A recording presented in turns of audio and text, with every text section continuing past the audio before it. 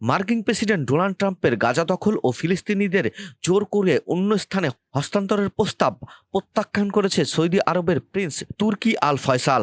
গাজা উপত্যকার জন্য মার্কিন নেতৃত্বাধীন মার্শাল পরিকল্পনার প্রস্তাব দিয়েছেন তিনি। মিউনিক নিরাপত্তা সম্মেলনে মন্তব্য রাখার সময় সাবেক এই সৌদি গোয়েন্দা প্রধান ট্রাম্পের প্রস্তাবকে অকার্যকর বলে উড়িয়ে দিয়েছেন এবং এর পরিবর্তে ওয়াশিংটনকে গাজার পুনর্গঠনে সহায়তা করার আহ্বান জানিয়েছেন। একই সঙ্গে গাজাবাসীদের তাদের মাতৃভূমিতে থাকতে দেওয়ার অনুমতিও দিয়েছেন। আল আরাবিয়া নিউজের হ্যাডলিগেবকে এক সাক্ষাৎকারে প্রিন্স তুর্কি বলেছেন, জায়গাটি বিকল্পে পরিপূর্ণ, আরব শান্তিতে উদ্যোগ রয়েছে। এটি একটি দারুণ বিকল্প যা ইসরায়েল ও তার আরব প্রতিবেশীদের মধ্যে সংঘাতের চূড়ান্ত সমাপ্তি বিবেচনা করবে। তিনি আরও বলেন, দ্বিতীয় বিশ্বযুদ্ধের পর ইউরোপে যে মার্শাল পরিকল্পনা করা হয়েছিল তা গাজার জন্য বিবেচনা করা যেতে পারে।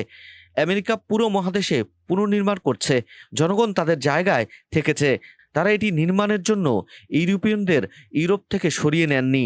ট্রাম্প গাজা দখল করে ফিলিস্তিনিদের সরিয়ে দেওয়ার পরিকল্পনা ঘোষণা করার কয়েকদিন পরই তিনি এমন প্রস্তাব দিলেন।